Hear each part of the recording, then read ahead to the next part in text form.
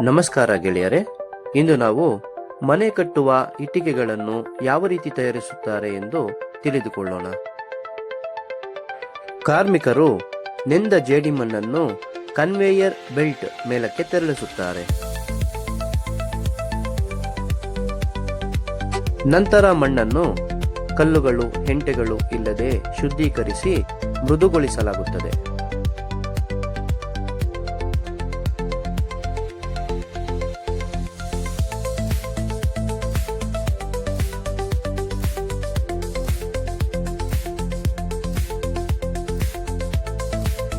ಮೃದುವಾದ ಈ ಮಣ್ಣನ್ನು ಮೌಲ್ಡ್ನ ಸಹಾಯದಿಂದ ಇಟ್ಟಿಗೆಯ ಆಕಾರದಲ್ಲಿ ರೂಪಿಸಲಾಗುತ್ತದೆ.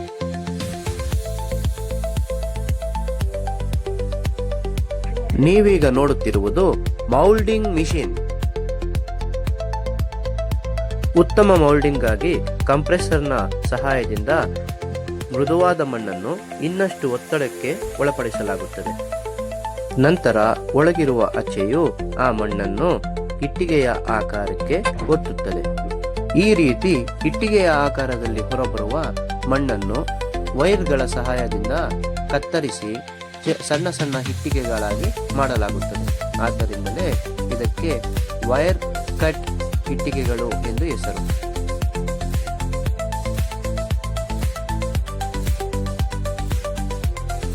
ಮಣ್ಣು ಮತ್ತು ಇಟ್ಟಿಗೆಗಳನ್ನು ಸುಲಭವಾಗಿ ತಳ್ಳಲು ಅನುವಾಗುವಂತೆ ಆಯಿಲ್ ಮತ್ತು ನೀರನ್ನು ಸಿಂಪಡಿಸುತ್ತಾರೆ.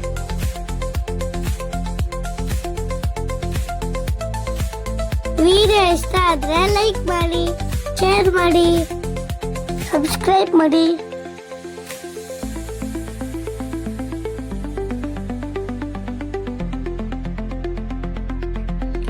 ವೈರ್ಗಳ ಸಹಾಯದಿಂದ ಕುಯ್ದ ಹಸಿ ಇಟ್ಟಿಗೆಗಳನ್ನು ಒಂದು ಶೇಖರಣಾ ಸ್ಥಳಕ್ಕೆ ತಳ್ಳು ಬಂಡಿಗಳ ಮೇಲೆ ತೆರಳಿಸುತ್ತಾರೆ.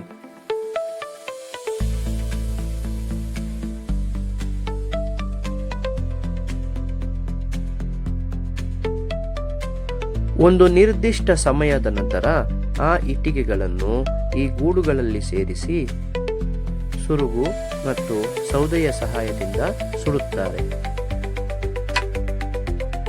ಇಟ್ಟಿಗೆ ಸುಡುವ ಗೂಡುಗಳು ಸುರಂಗದ ರೀತಿಯಲ್ಲಿ ಇರುತ್ತವೆ. ಇಲ್ಲಿಯೇ ನಮಗೆ ಮನೆ ಕಟ್ಟಲು ಬೇಕಾಗುವ ಇಟ್ಟಿಗೆಗಳು ಬೆಂಕಿಯಲ್ಲಿ ಕಾದು ತಯಾರಾಗುತ್ತವೆ.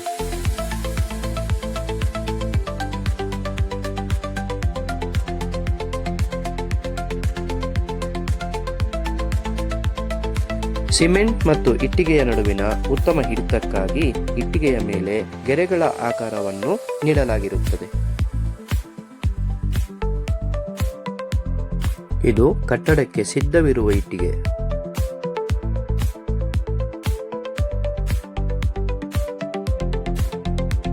ಇಟ್ಟಿಗೆ ಸುಡಲು ಬೇಕಾದ ಸುರುಗು. ವಿದಾಯ ಸ್ನೇಹಿತರೆ, ಮತ್ತೆ ಸಿಗೋಣ. ಧನ್ಯವಾದಗಳು. ಶುಭ ದಿನ.